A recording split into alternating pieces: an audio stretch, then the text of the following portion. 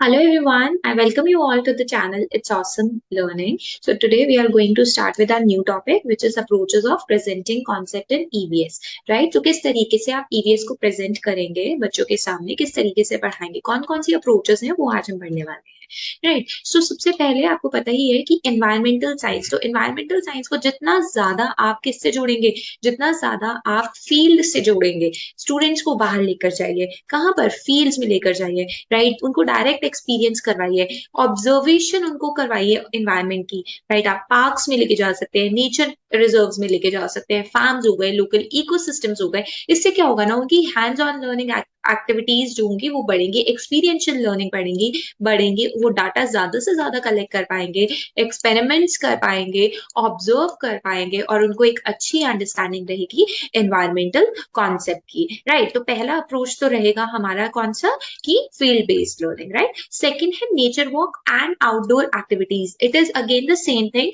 But यहाँ पर आप ये ध्यान रखिए कि आउटडोर एक्टिविटीज कराने के लिए बोला गया, राइट? जैसे कि आप स्कूल के गार्डन में करा सकते हैं, स्कूल के नियर बाय एरियाज में करा सकते हैं, आपके स्कूल में कोई एज सच अगर बात करें कुछ बॉटेनिकल प्लांट्स, कुछ अच्छे प्लांट्स है वो दिखा सकते हैं, बच्चों को इनकरेज करिए कि वो ज्यादा से ज्यादा एक्सप्लोर करे, इंटरैक्ट करे नेचुरल एनवायरनमेंट के साथ, आइडेंटिफाई कर पाए डिफरेंट प्लांट्स, एनिमल्स। आप उनको जू लेके जा सकते हैं, राइट?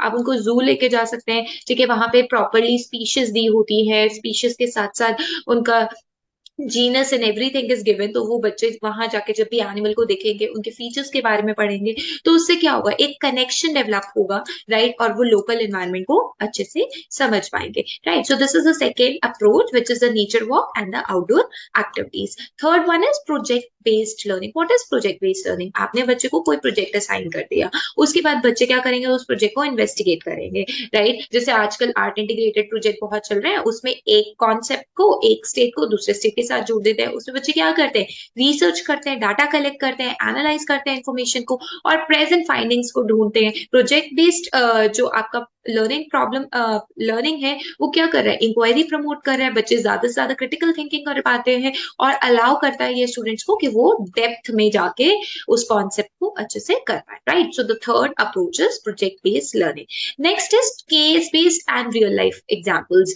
तो आप केस स्टडीज यूज कर सकते हैं, बच्चों को कोई भी केस स्टडी दे सकते हैं एनवायरमेंटल इश्यूज के ऊपर, ठीक है? इससे ये पता लगेगा बच्चों को, ये चैलेंजिंग मिलेगा कि किस तरीके से वो कैसी सस्टेनेबल प्रैक्टिसेस यूज करे, किस तरीके के मेजर्स यूज करे ताकि वो अपने एनवायरमेंट को बचा सकें, ठीक है? और एक तरीके की उनको प्रैक्टिकल अंडरस्टैंडिंग भी होगी ईवीएस के कॉन्सेप्ट्स के ऊपर, राइट? नेक्स्ट है हमारा मल्टीमीडिया प्रेजेंटेशन। देखिए, ऑब्वियसली फील्ड ट्रिप करवा देंगे, रियल लाइफ एक्सपेरिमेंट्स करवा देंगे, राइट? और आप हैंड्स ऑन एक्टिविटीज करा देंगे, नेचर वॉक करा देंगे, बट आपको पता है कि ऑडियो और विजुअल एड से बच्चा 75 से 76% लर्न करता है। क्या आपको पता है कि अगर हम भी कुछ ऑडियो और विजुअल देखते हैं, चाहे यूट्यूब ही क्यों ना हो, तो उससे हमारी लर्निंग पावर 76% ज्यादा ज्यादा अच्छे से 76% जो रहेगा वो लर्निंग करने में हेल्प रहती है, वीडियोस के जरिए, इमेजेस के जरिए, इंटरेक्टिव ऑनलाइन कंटेंट के जरिए, प्रेजेंटेशंस के जरिए, कोई डॉक्यूमेंट्री दिखा दी बच्चों को, कोई एजुकेशनल वीडियोस हो गई,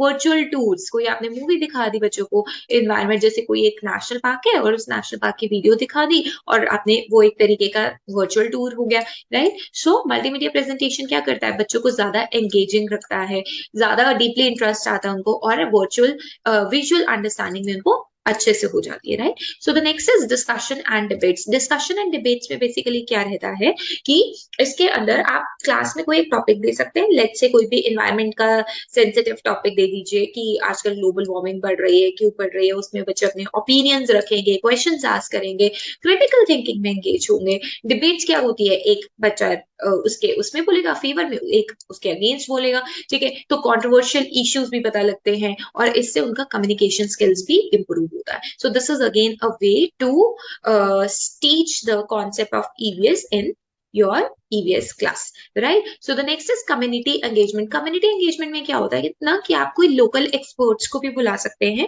ठीक है, उनको इनवाइट कर सकते हैं ताकि वो अपने नॉलेज और एक्सपीरियंस को बच्चों के साथ शेयर करें, कोई वर्कशॉप लगा सकते हैं, कोई लेक्चर कर सकते हैं, राइट? तो इन सब में बच्चों को एक इंसाइट मिलेगा कि how environment is really important for us और how we can conserve it, right? तो इस तरीके से बच्चा क्या कर पाएगा, और भी ज्यादा अंडरस्टैंडिंग ले पाएगा और उनका फ्यूचर में भी एक पोटेंशियल रहेगा एनवायरमेंट के जरिए एनवायरमेंट को अपना सब्जेक्ट बनाने के लिए, राइट? नेक्स्ट है infographics and visual representation. Info का मतलब होता है इन्फॉर्मेशन एंड ग्राफिक्स का मतलब होता है पिक्चर, ठीक है? तो जब भी कोई बच्चा पिक्चर के जरिए इंफॉर्मेशन ग्राफ करता है दैट इज इन्फोग्राफिक्स। और विजुअल क्या होता है, जब आप कोई मूवी दिखाते हो, राइट? तो इन्फोग्राफिक्स में कोई एक प्लैक कार्ड भी हो सकता है आपका, फ्लैश कार्ड्स भी हो सकते हैं आपके, राइट? तो विजुअल में आप अगेन वो विजुअल रिप्रेजेंटेशन भी आपका कहलाएगा। इसमें कोई चार्ट हो सकता है, कोई डायग्राम हो सकता है, कोई अलग विजुअल रिप्रेजेंटेशन हो सकता है, राइट? जिसमें क्या हो रहा है, कोई एक पोस्टर हो सकता है जिसमें कोई एनवायरमेंटल का कॉन्सेप्ट दिया हुआ है, लाइक सेव वाटर, डिफॉरेस्टेशन के ऊपर हो सकता है,